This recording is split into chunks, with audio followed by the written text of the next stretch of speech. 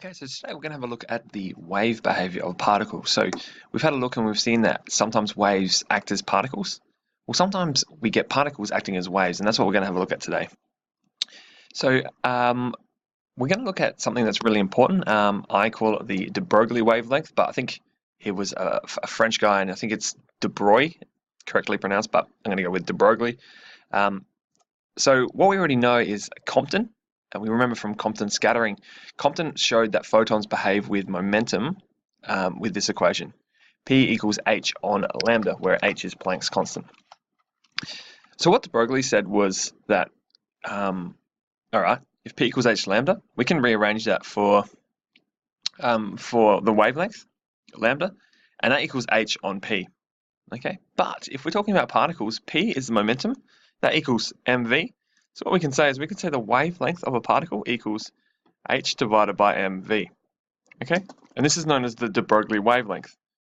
Basically what it means is that anything with a mass and a velocity has a wavelength. So any particle has a wavelength. So if you start, you're probably sitting down now, so you probably don't have a wavelength because your velocity is 0. But if you start moving, you will have a wavelength. So if we put a wavelength of light through Young's double slit, we know we saw that pattern, and we had a look at that in a bit of detail. But what we notice is if we put some electrons that we can accelerate through a double slit, we see the same thing that light produces. And the other thing we see is that these equations, d sine theta equals m lambda and delta y equals lambda L on d, they're also true. So we can do the same thing we did with light, get the same results for particles. All right, and what we just found out is that the lambda we know from these equations also equals h on mv. Okay, and this actually checks out. We can prove this scientifically that this is true. All right, so what we see is that if we accelerate electrons towards a double slit, you might just presume that when the electrons get there, they just go straight through, and we get two lots of patterns there. But what we see is we get these bands of electrons building up, and it's exactly what we would expect for light, proving that these electrons are displaying wave behavior. So if you're sitting there saying, all right, if it works for a double slit, why not a transmission grating? That's exactly correct. And what we found was that these two guys, Davison and Germer, those were their last names, they were trying to diffract electrons, so diffract electrons off a surface. And what they saw was a pattern produced when they were trying to do this. And they weren't trying to do what they did, but they saw a pattern produced. And that pattern just happened to be the same as what a diffraction pattern produces. And once again, with this pattern, they saw this relationship to prove true.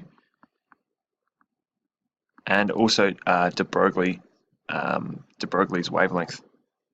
So how did these guys do it? So what they were doing is in 1927 they're having a bit of play around with some electrons. They were shooting at a nickel target, and they messed up. Okay, and they're trying to fix the target by heating it.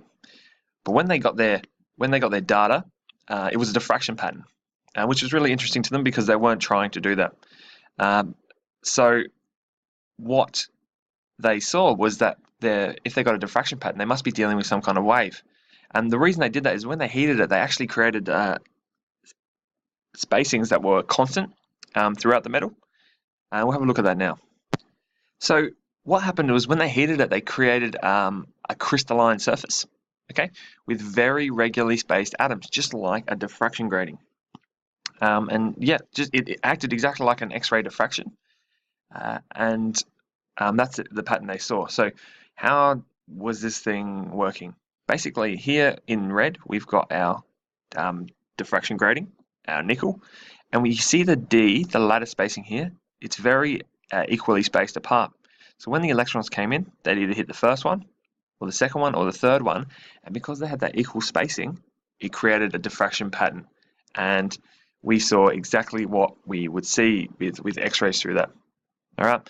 Now, what they also saw was with the intensity, they saw a sharp peak in the middle, and then from there, these spikes that decreased in intensity, which is exactly what we see for a diffraction pattern. Cool. So that's exactly how we prove that particles act as waves. And let's have a look at an example now. So calculate the Broglie or the Broglie wavelength of a neutron moving with speed 10 to the power of 5 meters per second. So we know that the wavelength, the Broglie wavelength, equals h on mv. We know that h is a constant.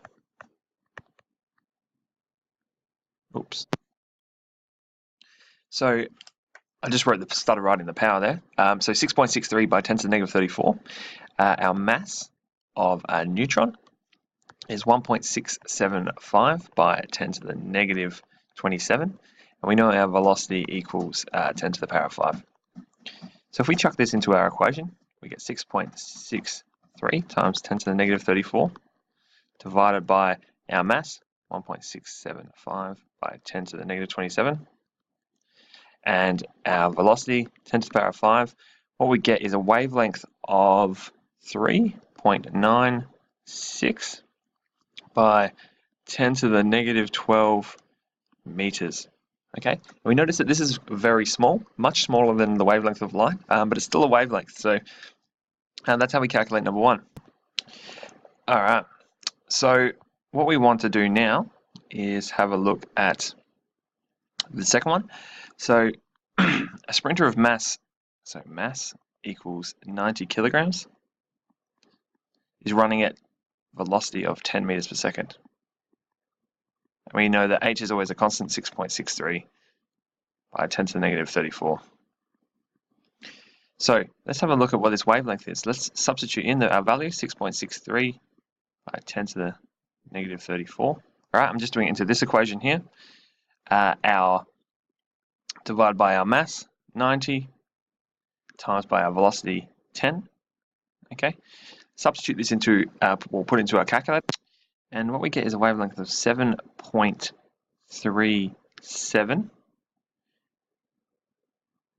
times by 10 to the power of negative 37 meters.